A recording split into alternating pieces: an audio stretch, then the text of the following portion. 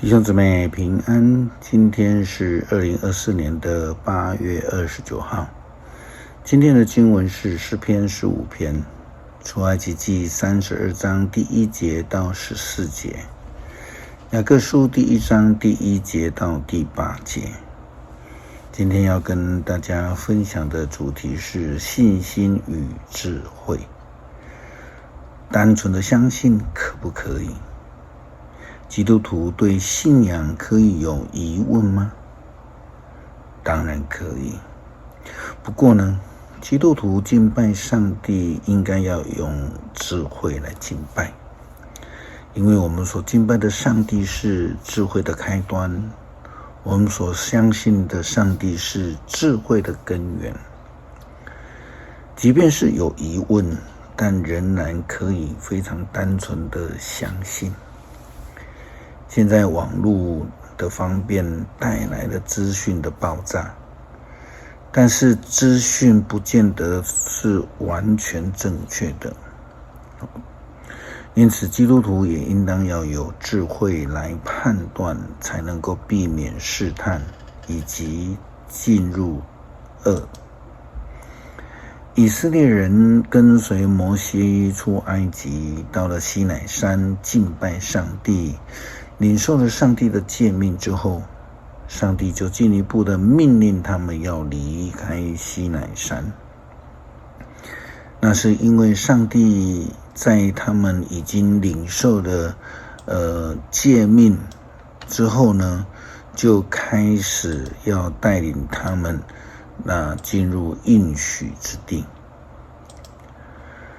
出埃及记32章第1节到14节的经文，上主对摩西说：我要你跟你所从埃及领出来的人民离开此地，但我应许给亚伯拉罕、以撒、雅各还有他们后代的那个土地去。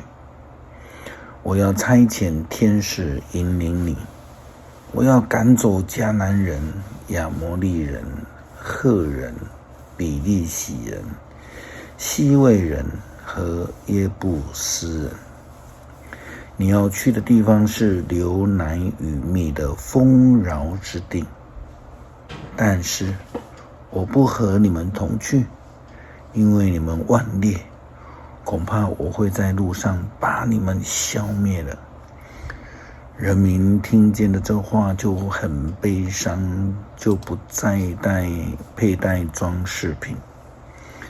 上帝吩咐摩西转告他们：你们是顽劣的人，如果我和你们一起去，哪怕是很短的时间，我可能把你们通通灭绝了。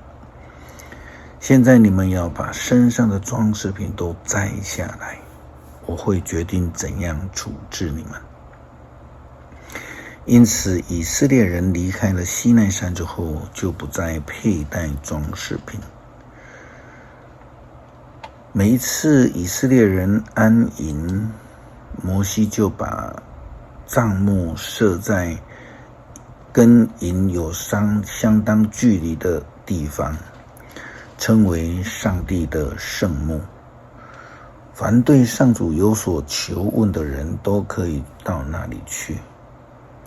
每一次摩西上圣幕去，人民都站在自己的帐篷口，望着摩西，等到他进入圣幕。摩西进去之后，云柱就降下来，停在圣幕的门口。上主就从云里向摩西说话，人们一看见云柱停在圣幕的门口，都俯伏下拜。每次上主和摩西面对面说话，就都像人和朋友谈话一样。摩西回营时，他的年轻助手嫩的儿子约书亚留在圣幕里。上主应许与子民同在。摩西对上主说：你确曾吩咐我领人民到那地方去。却没有指示我派遣谁跟我去。你说过了，你了解我，也喜欢我，那么求你把你的计划指示我，使我能够侍奉你，继续在你的眼前蒙恩。求你记得这民族是属于你自己的。上主说，我要与你一道去，我要使你得胜。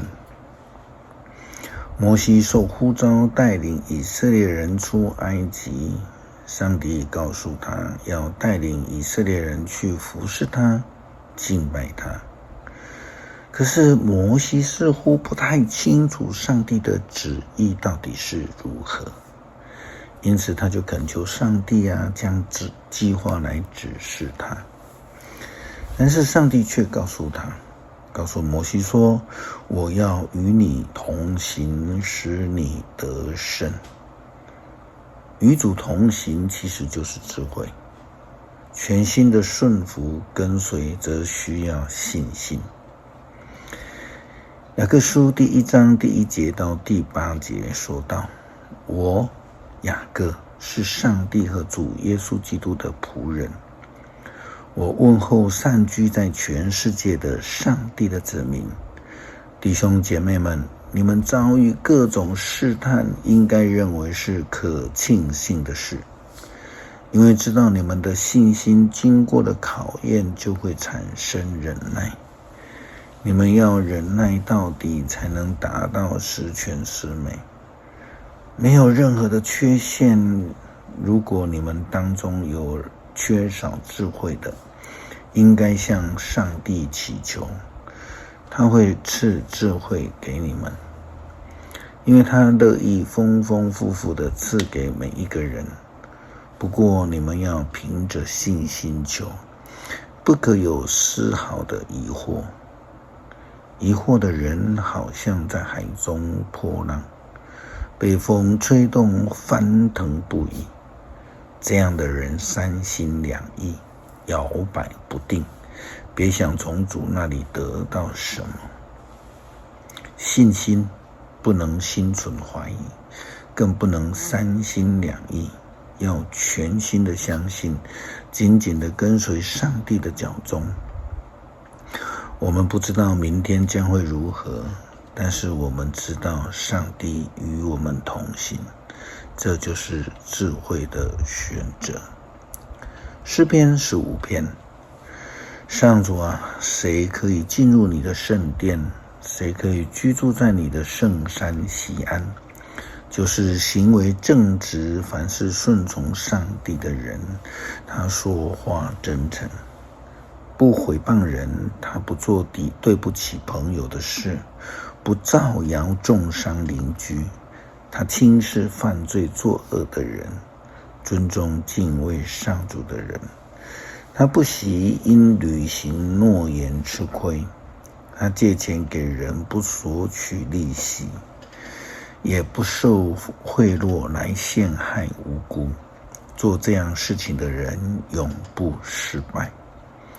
感谢上帝呼召我们，让我们能够跟随你的脚踪，成为你的仆人。求主帮助我们成为有智慧、有信心的跟随者，没有三心两意，也不会心存怀疑，能够容神益人。感谢祷告，奉主耶稣基督圣名求，阿们。